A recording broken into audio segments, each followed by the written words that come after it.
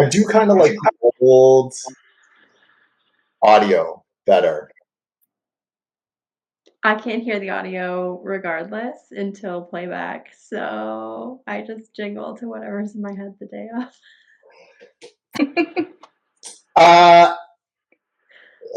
Uh, Proposal industry experts, those of you who are in the community, Rachelle is our renowned technology gremlin, and I want to let you know I am behind getting her on board with stuff. So I will be making the trip out to New Mexico, Albuquerque, to see if we can troubleshoot. Ben is personally flying out here to fix my technological setup because it bothers him so much. I mean, there are more reasons, but it's that's the only one. It's one of the agenda items. All right. Hello, everyone. It is the Thursday Temperature Check. Welcome to the Proposal Industry Experts, Tales from the Pitch. This is our weekly kind of podcast / live stream / whatever, where we talk about interesting things that are happening in the community. And lately, we've been on a bit of a streak and a bit of a tear of like introducing you to absolutely fantastic members of the Baker's Dozen. And today is no exception. We are joined, and I am totally going to mispronounce your last name. That's okay. You knew that it was about to happen, though. Lauren Styczynski. Yeah, that was great. That was beautiful. All right. Said that no matter what you said, no matter what syllables came out of your mouth, Lauren. Oh, yeah. I was just going to go with it regardless. Yeah. No. Lauren is the sweetest member of our Baker's Dozen alumni group. You're so kind, Rachelle. Lauren Styczynski. But again, there's a lot of letters going on there and not a lot of vowels. So you kind of just go with the flow. But yeah, thanks so much for having me on. Yeah. Lauren, you were Baker's Dozen in the 2024 to 2025 year. You're currently an alum with us, but you are currently working on one of our most interesting projects, which is the RP 101. We're behind the curtains. This will be a sort of a training product for people getting up to speed on RFPs and understand it. There's kind of a broad range of audience for this, but yeah, it's something that's been asked for by a number of members on our community and a number of kind of affiliates around us. So yeah, Lauren, you're gonna be the face of this thing. I know. I feel like everyone is just going to have to stare at me a lot more than they anticipated and hear me talk a lot more than they anticipated. But it's a really cool project, and I'm very excited to get it off the ground, even though that's not really what we're talking about today. It is not what we're talking about today. But like first, before we dive into our topic, which will be a lot of fun, why don't you tell us how you got into proposals and sort of where you're at right now? Yeah, absolutely. So I feel like with everyone, I just sort of fell into it, as kind of always happens to everyone.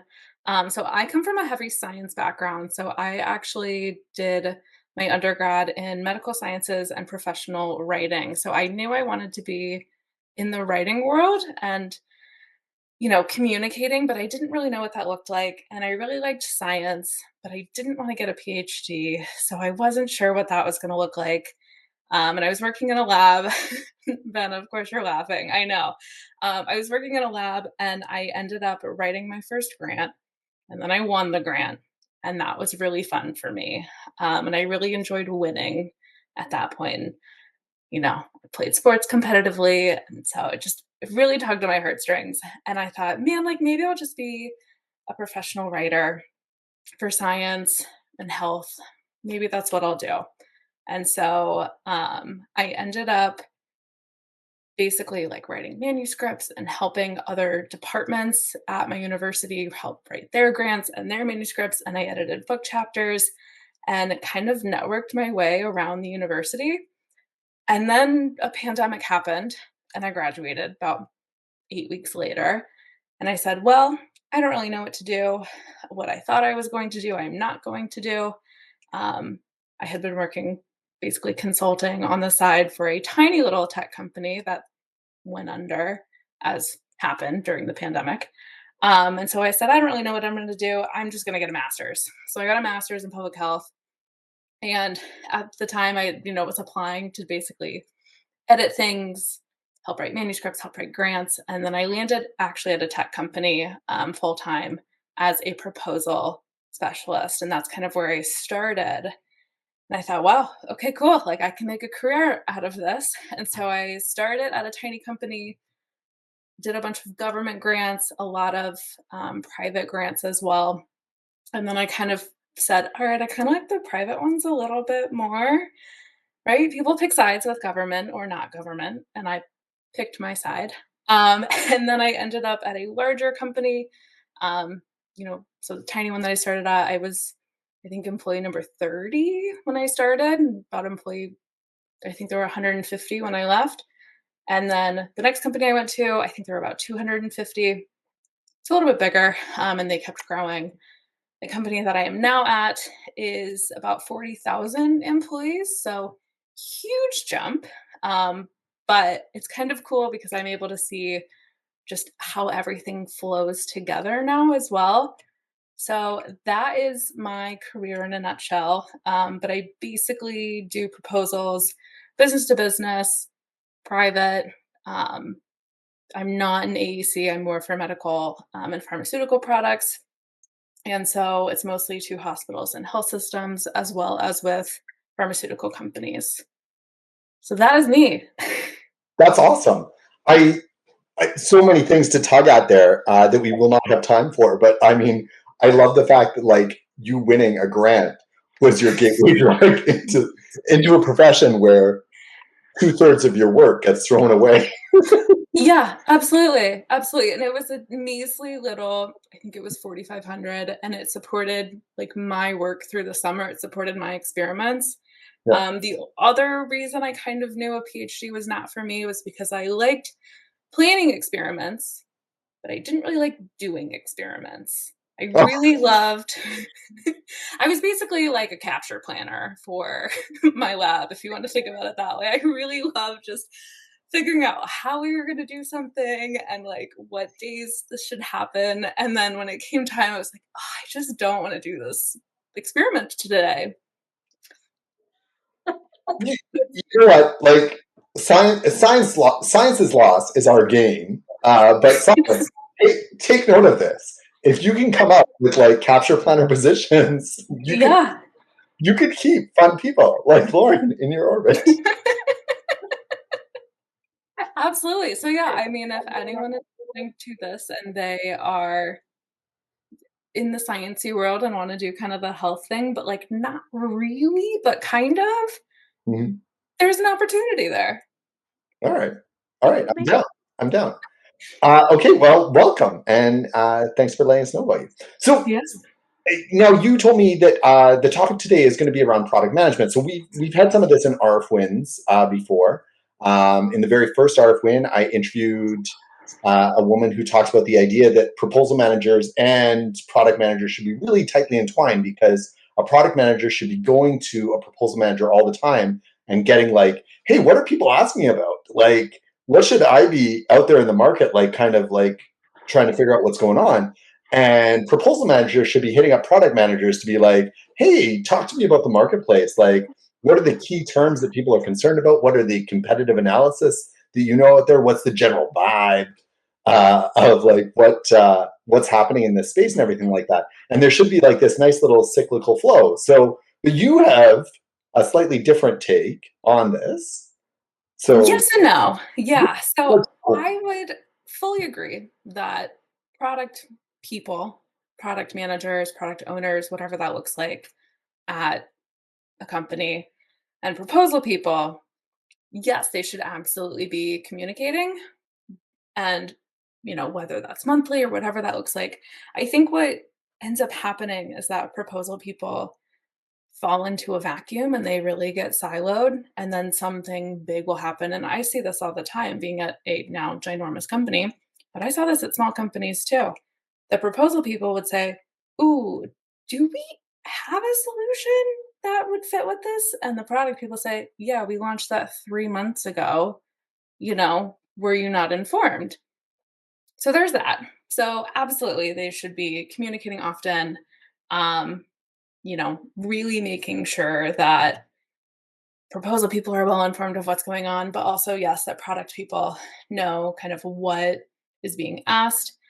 The one thing that always sticks out to me too is that, and I'm sure people have seen this, the meme that says something along the lines of, proposal people make sure that we all have jobs in 12 to 18 months. And let that one resonate, let that one sink in. If you feel like you're working in a vacuum, maybe you are, but maybe there's a greater goal. But I also kind of want to think about, especially we're at end of September, we're at the end of a quarter for quite a few people. Maybe the end of a fiscal year even, or we're about to come up on one. And it, if you're having a lull and you feel like your work isn't being acknowledged, I would challenge you to kind of reframe your thought as that, you too are a product manager as being a proposal manager, right? So think about it this way. I know, and stick with me here. So, at the end of the day, at the end of your proposal period, what do you have? Probably a zip file with a bunch of documents in it. Well, that's your product if you think about it, right? And if a product manager is owning and, wrangling a tech team, other teams, those are their SMEs, same as us, right? So they're wrangling them and kind of making sure that they're all in line, that they're on schedule. So I think kind of reframing that, if you think about your proposal being more of a product and less of like a deliverable, right? A task, but like an actual tangible product. Sometimes you have to print it out, which in the year of 2024 is still happening. Uh, um, I think if you think about it that way, like maybe that makes the case for proposals a little bit more compelling. And then also, if you think about like, okay, I like proposals, but maybe this isn't it. Maybe someone's listening to this and they're like, oh, I like proposals, but I wish I did more, X. Maybe there's a way that they have a career pivot into product. Here's how they can sell it, right? As to why they should gain more experience that way. So I was just kind of thinking about that. At the end of the day, we're kind of also product managers in a weird, twisted way. Also, consider, right? You, as proposal people, we have to go from 30,000 feet, big overarching overview, back down, 10,000 foot view of whatever the project is, and then, 10 ground level, right? You have to know all of the intricacies of your project and of your proposal, whatever that looks like. I mean, proposal people know like the back of their hand because they have to. You have to know every single thing that's going on in the company, everything that's going on in the project, just whatever that looks like. I mean, same thing happens with product folks, right? They have to be able to zoom out and zoom back in. So yeah, food for thought. So I like this. I like this kind of framing because I think as proposal people, we fall too often into I've got to get it like for example, next Friday I have 2 bids due. This Friday I have 1 submission due. The Friday after that I will probably have 2 submissions due, right? And that is what I'm focused on. And when I have downtime, I am often taking a rest. But ultimately I know in my heart that I should be working on like refining my product, so to say. Like I should be like, and of course, like I look at like refining my process and stuff like that. But like I like what you're saying there because product managers, they go out into the industry, and these are the things that we advise our members all the time. It's like, hey, get those postmortem interviews with the customer done so that you can find out what stood out about your proposal. Like ask the actual questions, not just like, hey, why did we win, but like, what do you remember about what we wrote to you? Because we'll put that in next time. All right, so interesting. So have you applied this yourself in the companies that you're working at? Like, do you find yourself do you like identify as a product manager now? Is that what you feel?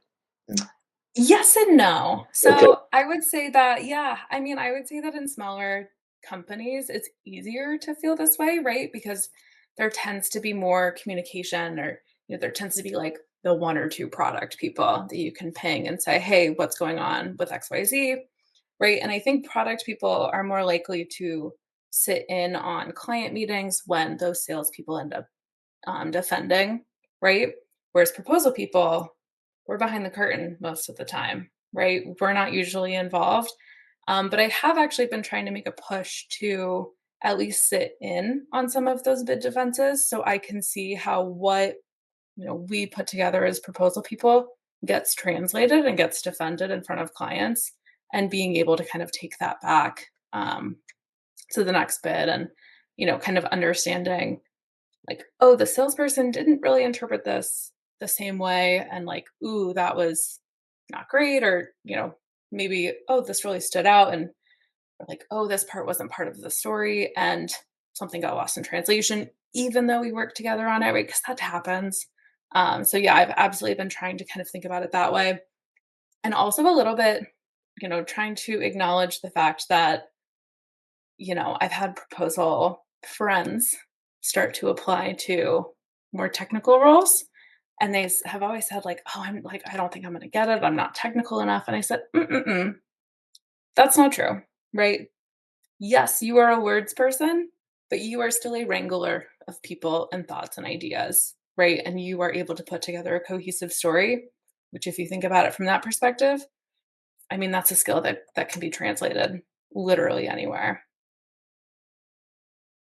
Yeah, and while I'm loath to see people leave the position, I do understand like career progression at a number of companies that can be limited and stuff like that. I would like to echo your point earlier about sitting in on those bid defenses. This is something that that Kevin Thompson 4 weeks ago highlighted in our temperature check then, where he said, "Hey, it would be great if you were more involved." And actually, I did try to get involved recently and was shut down by one of my clients. And I'm like, "Hey, we have an actual bid defense. Like they're gonna rip apart the paper. Like I should be there just to hang out."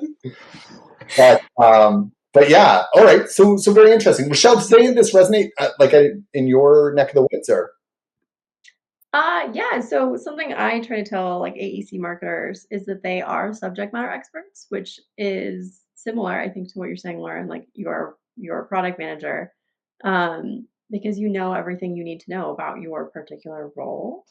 So that resonated very, very strongly with me in the way that I try to reframe marketing within AEC organizations. Um, I really, really do agree with we need to be more involved with what's happening in the rest of the company to fully understand what's going on. And I had this discussion actually literally this morning. I was talking to somebody about when those disconnect happens and how the finger kind of gets pointed at the proposal professional or the bid professional for not understanding the client's strategy. But that comes from lack of insight. Like, so if we're not integrated, I can't just like download what's in your brain if you don't give me what's in your brain. So yeah, there's going to be a disconnect. So yes, all of this strongly, strongly resonates with me, even though I've never heard of a bid defense, except out like on the temp checks. Y'all talk about them a lot, and I've never experienced a bid defense. I don't know what this Or is, but yeah, I mean, or even just a presentation, right? That couples with the RFP. Like, interviews. I see that all the time where, there's gonna be a presentation or a proposal due on a Friday. 2 weeks later, there's a presentation. 2 weeks after that, final decisions, maybe a couple of follow-up questions, and then usually an award. Like, it's a very quick I'm used to a very quick sales cycle. Mhm. That's frighteningly quick. Well done. I I really do want to get someone from Bonfire on, because I suspect that there's definitely a lot of speed accelerating right now in that. But that's a side topic. And Rachelle, like honestly, bid defenses. I think I posted in the community almost a year ago that I had experienced my third bid defense ever. And I was like, hey, is this a new trend? Because I never get these. Like we get orals, We get presentations, we get demos in the commercial space and stuff like that. But the actual, like, someone going through and it's like, hey, on line 16, you said this. Can you talk to me through what you meant by that? Like, that's usually handled in kind of like a post clarification session back and forth, or maybe it gets hammered out again, like during legal pre-contracting. So Yeah, that's what happens here. Like we'll get an email that says, "Hey, this doesn't make sense. Can you clarify?" And then yeah, we, send out her response. so it is still something that is not happening. I don't think like all that often, but it does occur every once in a while, and it's like what are we doing here? But all right, so trying to go back to Lauren's topic, because we're far afield, but that's the way we roll on the temperature check. Okay. Yeah. So what would you advise to people if they are thinking, like, if they're trying to like reframe their mindset around being a product manager, like what is the benefit to them in like thinking this way? Is it like a restructuring of their work? Is it more satisfaction? Is it the ability for them to feel more comfortable in like making career moves? Like, where do you see benefit in kind of them like rephrasing their thought process in this way? Yeah, I would really say it's kind of all of the above, right? So, if you are someone that wants to, that really likes to own everything, right? Think of yourself as a product owner. If this is something that makes someone feel more comfortable speaking up, perhaps, right? Um, you know, there was there's a saying that I've seen, floating around the LinkedIn, right? It's own the whole product. So if you think about your proposal or your deliverable or whatever it might be, right? As your product, right? And it's yours. Sometimes I think proposal people can get in the trap of it's the salesperson. So I've seen this quite a lot. Like, oh, I'm just the one who puts it together. My name isn't attached to it. Because that happens quite a bit, right? My name isn't attached to it. I'm just going to hand it off to Susie, let's say. Susie's going to take it and run with it. It's not mine anymore. I think kind of reframing that and saying, ooh, this is my product. I'm going to own the whole product. I think it's a little bit more satisfaction from a career perspective. Um, it makes you want to win. And I know as proposal people, we crave a win sometimes. We can be a little bit more competitive. I think it just helps kind of re engage with the work that we're doing when it can be a little bit monotonous, like, oh boy, here comes another one, or like, here comes another wave. But if you think about it as a product and less of a document, you're going to be just a little bit more engaged with it. I think there's also a little something to be said about learning from a product team's sprint perspective, right? So typically they do 2-week sprints. That's what I've seen in the past. I'm sure there are other timetables for different teams. But if you think about it that way, so depending on how long you get to do a proposal, sometimes I've had same week turnaround times. Those are chaotic. I've had, 6-month long turnaround times when I was in the government space. Also chaotic, but for a different reason. But most commonly now I'm seeing, about 4 to 6 weeks is what you get to work on a project. Yeah, I'm probably like 3 to 6 weeks really. And so, if you think about like, okay, I'm going to really heads down work on this one. I'm going to get as much done as I possibly can. And you think about it kind of from a sprint perspective and less of a like, oh, I'll get around to it, or oh, I'll block off time in my calendar, and like, oh, I'm gonna work on this one in afternoons. Think about it, like, oh, I'm gonna really truly heads down work on it. You're gonna make a lot more progress, and you're gonna be more engaged with it as well. So I think there's something to be said about like using some of that framework in the proposal space as well, and then being prepared when another one inevitably comes in. Every time. Inevitably, because they're fast and furious. As always, yeah. Yeah. Though, yeah. Well, I mean, we all have, like, last week, I was totally relaxed because I only had one, and it was wonderful. It felt so good. This week, I'm a little bit more tense because we got one in that has like a 6-day turnaround, and you're just like, what kind of work are we going to do in 6 days? Especially when we have to work with a system integrator, like one of the big four. So, yeah, fun. All right. Well, Lauren, that was fantastic and food for thought. So if you have any questions for Lauren, you can find her in the community. But before we go there, so Lauren, it sounds like honestly you haven't been in the proposal industry all that long. Like if we're talking about COVID times, that's not Yeah. a huge bit. But the question is, like, do you have a tales from the pitch, like some interesting story of proposals or deliveries? I sure do. Yeah. So I would say I'm still kind of a newbie in terms of the proposal space, but I have seen my fair share of proposals. Definitely the same business day one. That one really drove me batty, but that's not my tale from the pitch. My tale from the pitch happened this past August, and so I live in Northeast Ohio, and the Midwest is notorious for goofy weather. So you could have it could be snowing at 8 a.m. and sunny and 72 by 5 p.m. It really, you get the litany. But this past summer, we had just kind of out of nowhere, it's on my phone. It was, end of the day. And all of a sudden it says tornado warning. So I go down to the basement and I wait for the storm to pass and emerge basically. No power. Like as far as the eye can see, there's no power.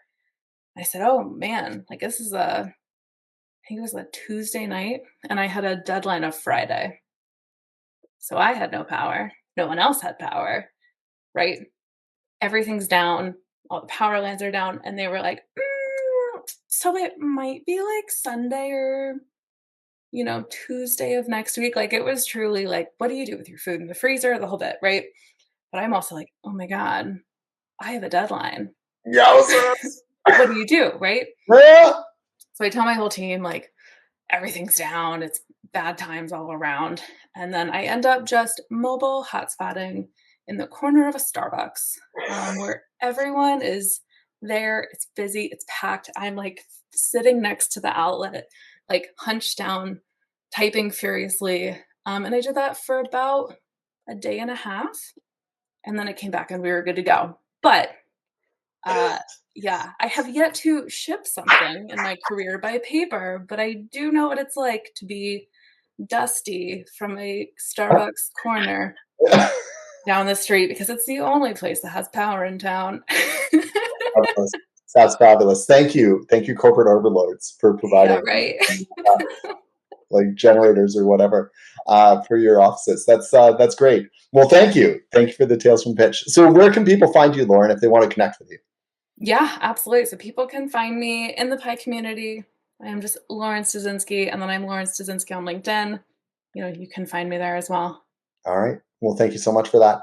Rachelle, do we have any housekeeping for the pie community? I know that we did a co-working space yesterday. It was a lot of fun for me. I got a really awkward Word document into Ombud, and you all kept me accountable, including Stephen Alvarez with his "I am doing 2 bids while you're doing 1, sucker."